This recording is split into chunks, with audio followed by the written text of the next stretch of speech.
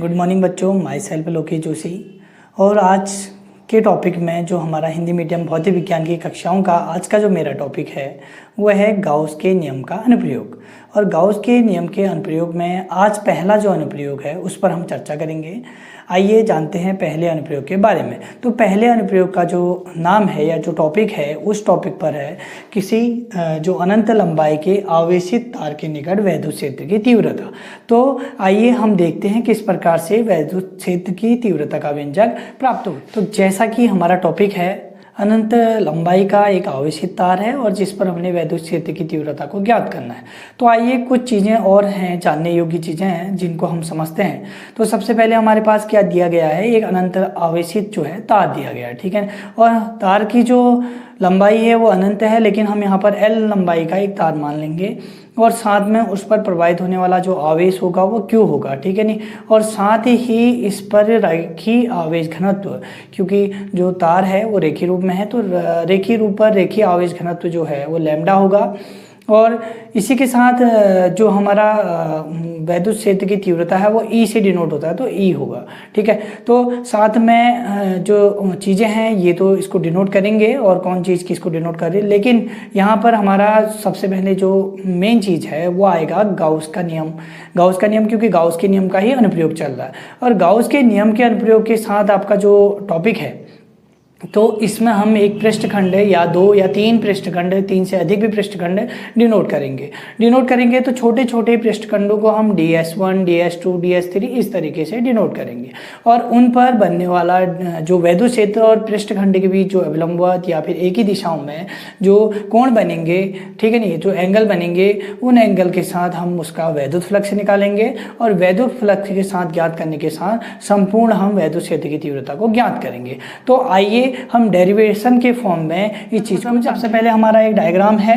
तो बेलनाकार तार है, तार जो होता है बेलनाकार फॉर्म में ही होता है। तो इस तरीके से आपका एक वायर हो गया, वायर हुआ जिसमें इस तरीके से इसको जरा सा गोली फॉर्म में देते हैं। तो ये वायर है और वायर जो है आवेशित है तो हम इसमें प्लस चार्ज दिखा रहे हैं, ठीक है नहीं, पॉजिटिव चार्ज इसको डिनोट करा जा रहा है। ये आवेशित तार हो गया और L लंबाई का है तो इसकी लेंथ जो होगी कैपिटल L से डिनोट किया, ठीक हो गया। साथ ही यहाँ पर हम तीन जो पृष्ठखंड हैं, पृष्ठखंड का निर्माण करेंगे। तो एक पृष्ठखंड हो जाएगा DS1, एक पृष्ठखंड हो जाएगा DS2 और एक हो जाएगा DS3। तो तीनों पृष्ठखंडों को यहाँ पर हम डिनोट कर रहे हैं, ठीक है। तो सबसे पहला पृष्ठखंड हो जाएगा DS1, DS2 और DS3 और E। तो यहाँ पर हमारा जो तीव्रता है जैसे पहले के केस के लिए, तो यहाँ पर ये अविलंबवत है तो ये E1 हो गया और इसके लिए DS1 ये हो गया, ठीक है। इसी तरीके से आपका ये DS2 पृष्ठखंड है तो इस पर जो E2 ये हो गया। और साथ ही तीसरा जो पृष्ठखंड है E3 वो इस तरीके से हो जाएगा और इस पर जो आपका DS3 है वो भी आपका इस तरीके से डिनोट किया जाएगा। तो DS3 हो गया। साथ में यह हमारा डायग्राम है। हाँ, और तिर्यक लंबाई, इस जो बेलनाकार तार है या रेखी तार कहेंगे तो इसकी तिर्यक लंबाई स्मॉल l से डिनोट की जाएगी, ठीक है। तो ये था हमारा ड्रॉ।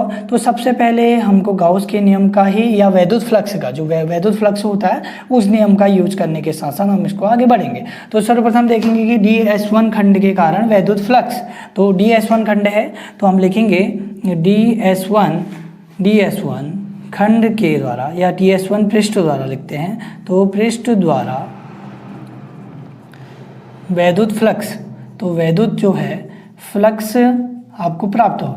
तो हम जानते हैं कि वैद्युत फ्लक्स का जो फॉर्मूला होता है वो φE = E.ds होता है। तो यहाँ पर हमारा स्मॉल खंड के लिए, मतलब छोटे से खंड के लिए, पृष्ठ खंड के लिए है तो छोटा, तो छोटे स्मॉल आ जाएगा D आ जाएगा। तो D φE = आपका बनेगा E, यहाँ पर पहले खंड के लिए E1 है तो E1 आ जाएगा और डॉट DS1 हो गया, ठीक है। अब हम इसी चीज़ को ओपन करेंगे आगे की ओर। तो आगे की ओर ओपन करने में हमारा ये बनेगा E1 DS1 cos of theta, ठीक है, cos थीटा हो गया। अब यहाँ पर cos थीटा की वैल्यू कितनी है, देखो अविलंबवत है तो थीटा = कितना हो रहा है, थीटा = 90 और cos 90 कितना होता है, cos 90 की जो वैल्यू है वो आपकी 0 होती है। कितनी होती है, 0। तो यहाँ पर आपका आ जाएगा D φE = 0, ठीक हो गया। अब इसका इंटीग्रेशन समाकलन भी करेंगे तो φE बराबर आपका आना है 0। तो ये हो गया 1, ठीक है, पहला पार्ट हो गया। अब इसी तरीके से DS2 खंड के कारण, तो DS2 पृष्ठ द्वारा वैद्युत फ्लक्स, ठीक है, तो सेम प्रोसेस रहेगी। तो d phi E2 is equal to E2 dot DS2, इसको ओपन करेंगे तो E2 DS2 cos of theta. तो यहाँ पर भी सेम चीज़ है, कॉस थीटा कितना है 90 है, तो कॉस 90 जीरो, तो d phi E2 is equal to आपका जीरो आ जाएगा, और इसका इंटीग्रेट करेंगे तो ये टोटल ही जीरो हो गया, तो आपका phi E2 भी जीरो आया, ठीक है। अब इसी के साथ हम जो थर्ड वाला करेंगे, थर्ड क्या है DS3 खंड, तो DS3 पृष्ठ द्वारा वैद्युत फ्लक्स, तो DS3 पृष्ठ द्वारा वैद्युत फ्लक्स की जो आपकी है, तो इसमें आ जाएगा d phi E3, ठीक है, और ये आ जाएगा E3 डॉट DS3, इसको ओपन करेंगे तो ये बन जाएगा E3 DS3 और कॉस ऑफ थीटा, और यहाँ थीटा कितना है, तो देखो इस केस में दोनों ही क्या है, दोनों ही आपके एक ही दिशाओं में, जब एक ही दिशाओं की ओर जाते हैं या समांतर होते हैं तो उनके बीच का जो एंगल होता है वो 0 डिग्री का होता है। तो इस स्थिति में आपका थीटा इज इक्वल टू हो जाएगा 0, तो 0 cos 0 कितना होता है, cos 0 आपका होता है 1 होता है, तो आपका ये आ जाएगा d phi E3 is equal to E3 DS3, क्या बन जाएगा E3 DS3, ठीक है।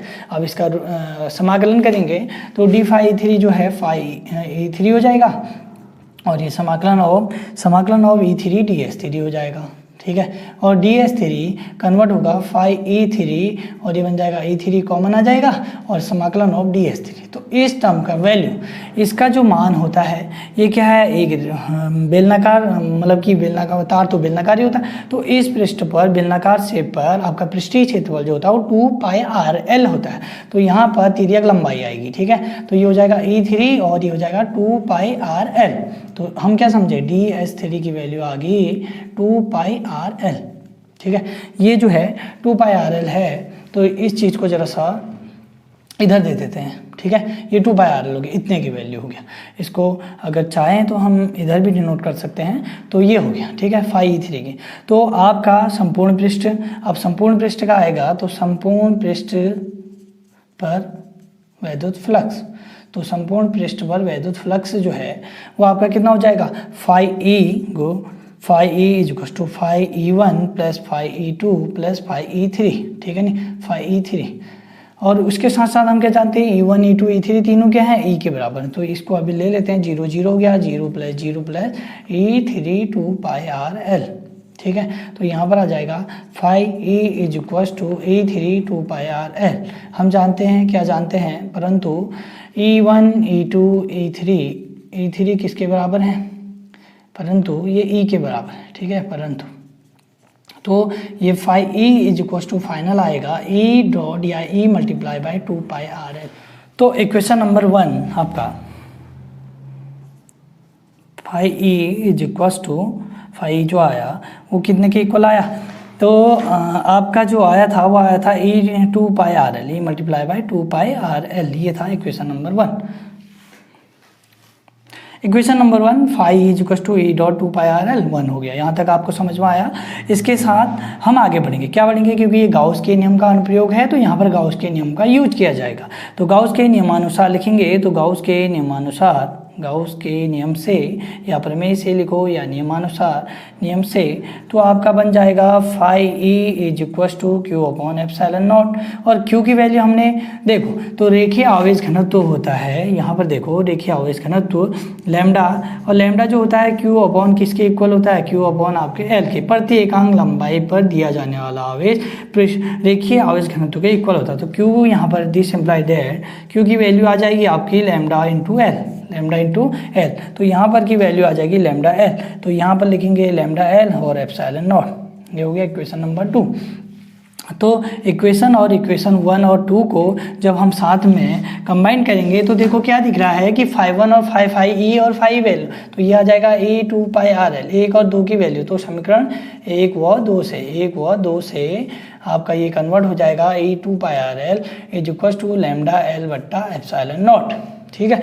L से L क्या हो जाएंगे, कैंसिल हो जाएंगे, क्योंकि बराबर के दाईं ओर और बाईं ओर अगर सेम चीज़ें होती हैं और सेम साइन में होती हैं, सेम चिन्हों के साथ होंगी तो वो क्या हो जाएंगे, कैंसिल आउट। तो ये बन जाएगा E2πr is equal to lambda upon epsilon naught. ठीक है, इसको रीअरेंज करेंगे तो ये बन जाएगा lambda upon 2π epsilon naught into R. ठीक है, अगर इसको और अच्छे से लिखेंगे तो ये बन जाएगा E is equals to 1/2π epsilon naught lambda upon R, lambda upon R. एक तो ये हो गया। अगर इसी को आप और अच्छा करें तो क्या करना है कि इसके हर और अंश में, मतलब कि डिनोमिनेटर और न्यूमरेटर में 2 से मल्टीप्लाई भी करेंगे और 2 से डिवाइड भी करेंगे। तो ये क्या बन जाएगा, E 1/2π epsilon naught lambda upon R को 2 से मल्टीप्लाई भी कर दिया, 2 से डिवाइड भी कर दिया। ठीक है, तो ये बन गया E is equal to 1/4π epsilon naught. ठीक है, ये कांस्टेंट टर्म आ गया और वो बन गया 2 लैम्डा अपॉन आर।